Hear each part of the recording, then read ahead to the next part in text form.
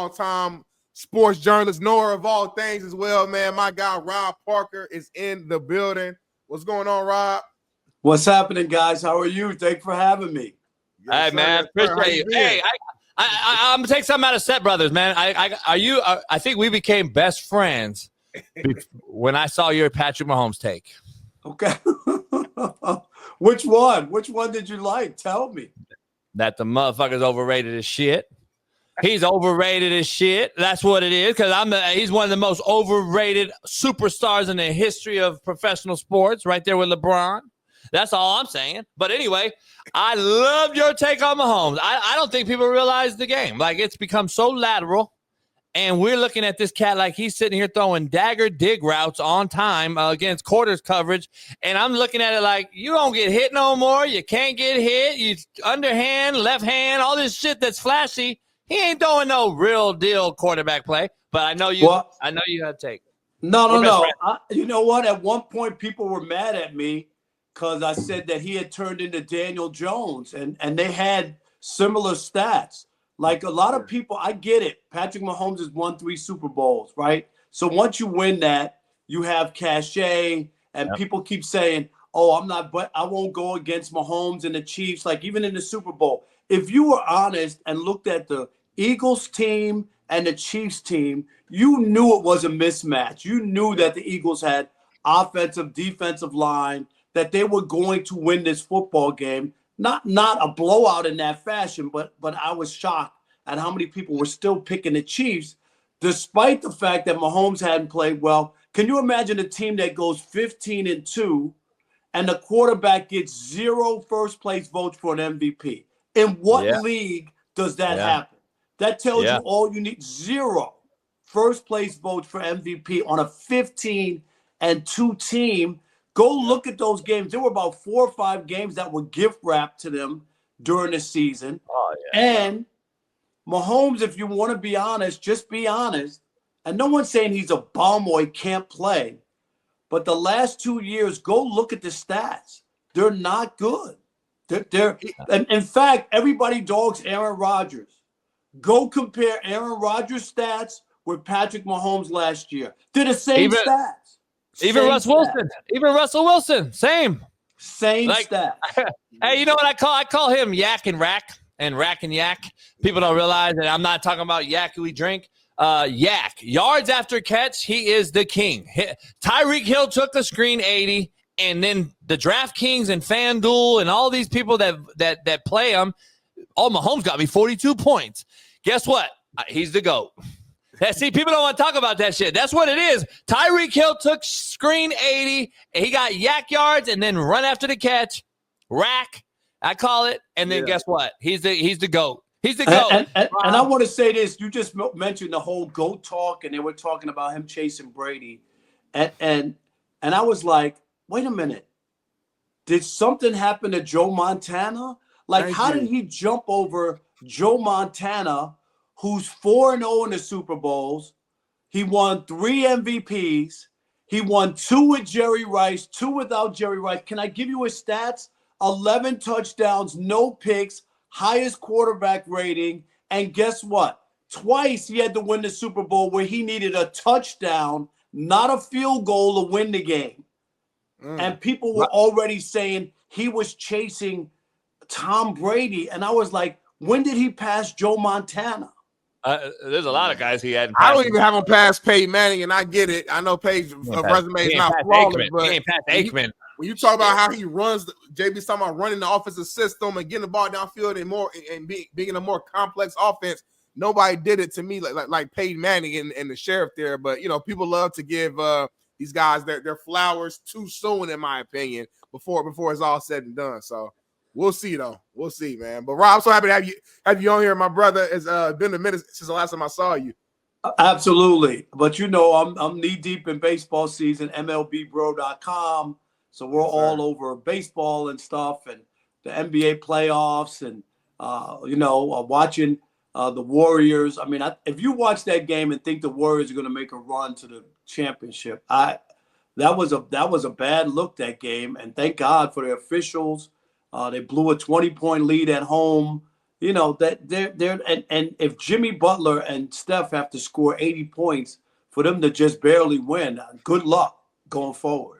So I actually think it's going to be a good first round series between them and Houston. I mean, Houston obviously should be the favorite, but I see that series going. Houston is the favorite. They are the favorite, aren't they? Yeah. No, of course, but I see that going 6 or 7 games. Though I don't see it being just like a cakewalk for Houston though as well. Oh no, I'm not saying that. But I mean, they have the higher seed, is what I'm saying. Like, I don't know how people can watch a whole NBA season. Houston, the second seed in the West, and act as if. And the Warriors at the end of the season, they lost to the Spurs, right? Mm-hmm. Without Fox and without Wemby. Then they played the Clippers at home, a game that they needed so that they didn't have to go into the play-in, and they lost that game. And go look at when they had the run with Jimmy Butler at 15-3. They beat so many cupcakes. I'm surprised Steve Kerr didn't get a toothache. I mean, it was just not. They didn't beat anybody. But I think that their record overall since Jimmy has joined, I think it's 23-7. So I think people are looking at the Warriors. They're not looking at the full season. They're looking at, okay, who are they with Jimmy? Because it's 2 totally different teams before Jimmy. Yeah, but my point is, if you look at the wins with Jimmy, they were beating bad teams. The NBA's filled with.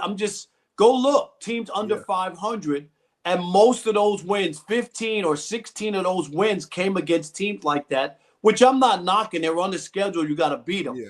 But I'm not convinced that they're this great team that's going to make a championship run. They did lose at home this year in San Francisco by 40 in a game that Steph played in.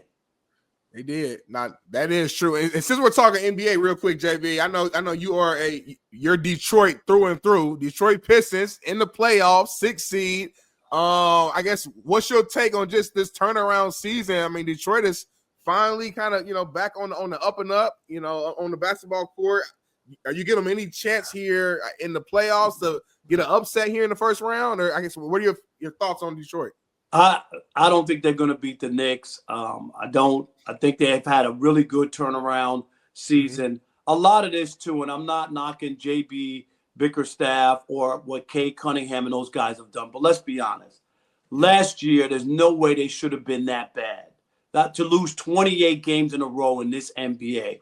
That was on Monty Williams, okay? He didn't want to be there. He took the money because they offered him a ridiculous contract, and it showed. That team never should have been that bad. So the turnaround looks monumental, but last year shouldn't have ever happened. But they have made a turnaround. As you know, I worked in Detroit for 20 years.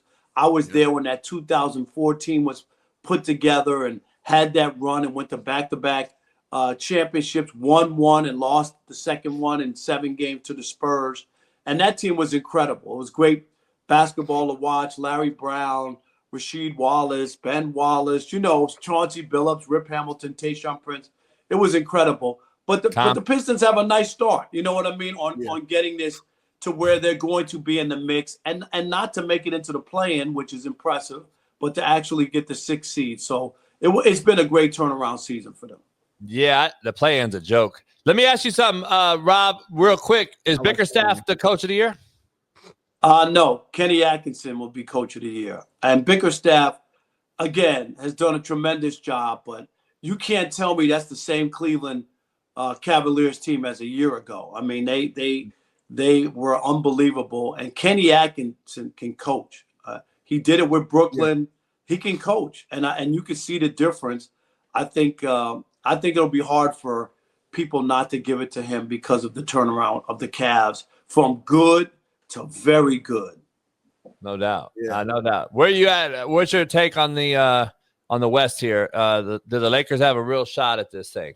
I mean, they always have a shot. Do I think I'm not drinking the Kool-Aid like most people who always just automatically put the Lakers in every year? Darnell, you know that. That's all people do, especially out west. It's the Lakers no matter what.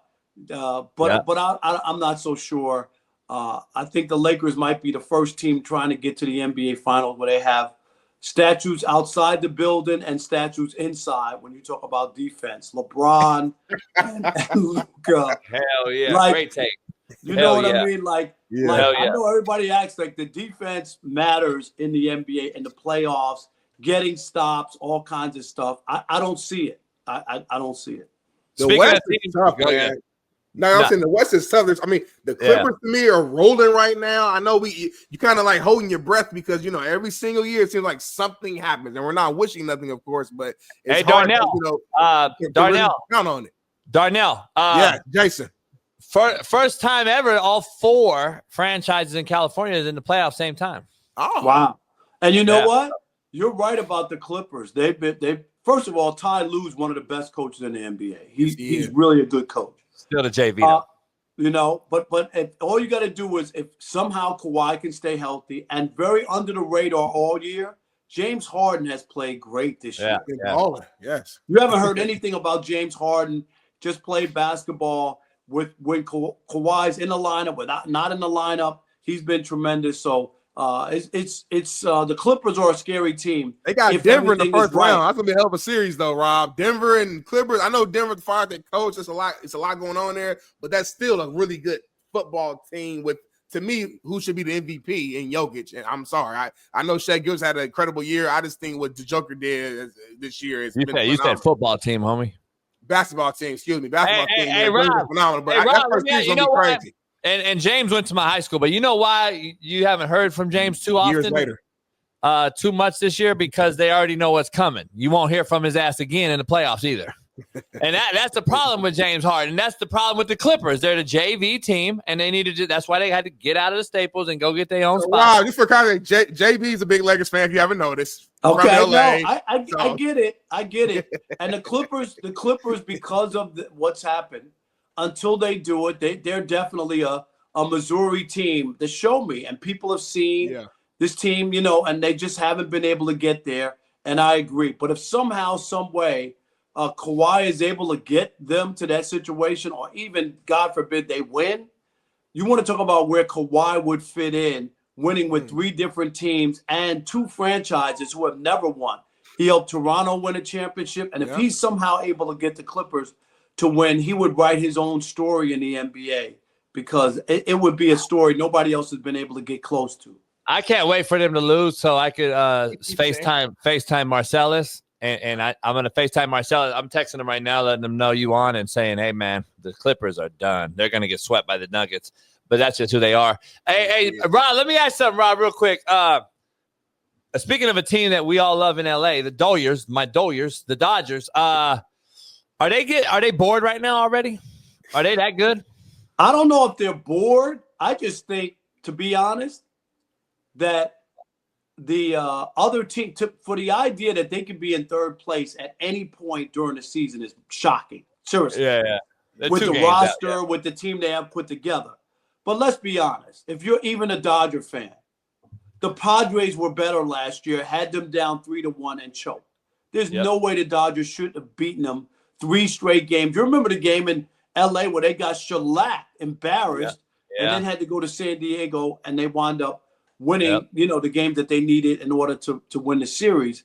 But San Diego is a good team, and the Giants have been surprising. I just cannot get over, their start and their offense. They went to Philadelphia, and they're laying wood on people, scoring 12, 13 runs in games and whatnot. So I think that what's great is that we're actually going to have some competition, and it's not going to be a layup. You know what I mean? And they'll have to play. It'll bring out the best. The Dodgers have a couple of injuries and situations. On paper, they have the best team in baseball on paper. But as we know, the best team doesn't always win. And JB, here's the other thing. You know this. The hardest thing to do in baseball is to repeat. No one has done it since the Yankees 25 years ago. 25 years ago. And the last National League team to repeat, do you know what team that is? Giants? No. They never repeated, right? Last National League probably Dodgers. Nope. The last National League team, the Big Red Machine. Darnell, you ready? 1975, 76 Reds. No National League team has repeated. Johnny Bench. Ooh, that's tough. That's gonna be interesting. It's gonna be interesting, man. The Big Red Machine. It's gonna be interesting. I think the Dodgers are I don't know. I think they go on like one of these historic runs too. Not just once, but probably twice or 3 times this year, where they'll go win 10 in a row. They'll have a 15 in a row. They'll have a 10 in a row. That's what I think they're going to do, which will end up just separating them. Bouncing out, basically. I think so. I don't know. They have a good team on paper, man. They're going to win a lot of games. So I'm not going to sit here and try to sell you that they're not going to win a lot of games. They will win a lot of games. No doubt. Hey, where are you at on this draft thing? I know you cover all things. Where you have any surprises? You think anyone's gonna slide? You got any predictions? You got any takes on this NFL draft? I think the quarterback position this year is as bad as I've seen getting drafted. To me, no. I mean, I'm not one of these draft Nick guys who who read everybody else's take and then try to act like it's theirs. So I'm not on that page. You know what I mean? I really don't. But to me, it's about Travis Hunter and seeing where Shedeur Sanders will wind up. Those are the 2 players I'm looking at. You know what I mean? Where do they wind up? And is Shedeur going to drop? Teams that really need a quarterback, are they going to wait till next year, the year after, to find a quarterback? And maybe he's not there. I don't know. Like, he's not a talent where, like, oh, my God, I have to have him this year. But he's a guy who can play and has had some success. So it'll be interesting to see where he winds up. You would have thought that the New York Football Giants would be interested in trying to get a quarterback for long term. But they go get 2 quarterbacks and now kind of say that they're set in the quarterback position. So it looks like they're looking for something else. So it'll be interesting to see where he is. I think Dable's on the hot seat and he knows it, and I don't think he can afford to draft a guy that he's not sold on. Like, I guess, you don't like your wife, you love her, right? That's how you marry her. You know what? Yeah. I agree with you on both cases. The GM and Dable are in hot water, and that's why when people ask, why in the world are you doing that instead of Bill? They don't have time for that. If they go get a rookie quarterback and he doesn't play well and you lose again after last year, you're going to be out on the street. And it's the same thing in Pittsburgh. Let's just be honest. They haven't won a playoff game in like 9 years. Yeah, and at some point, finishing 500 is not going to be good enough for people.